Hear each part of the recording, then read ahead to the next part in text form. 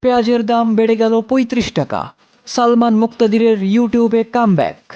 তীব্র শীতের ভেতরে দাঁড়ানো না গেলেও নির্বাচনী উত্তেজনায় গরম সারা দেশ।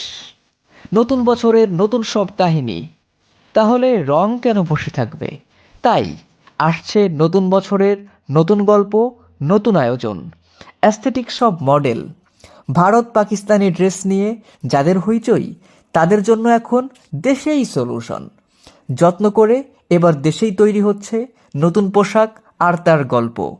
এবার উঠে আসবে শুরু থেকে শেষ পর্যন্ত সব কিছু চোখের সামনে। পোশাকের আড়ালে যে মানুষগুলো থাকেন, তাদের জীবন বৃত্তান্ত। কোনটা রেখে কোনটা ধরবেন, অল ইন অল এখানেই। থাকুন রঙের সাথে নতুন আয়োজনে।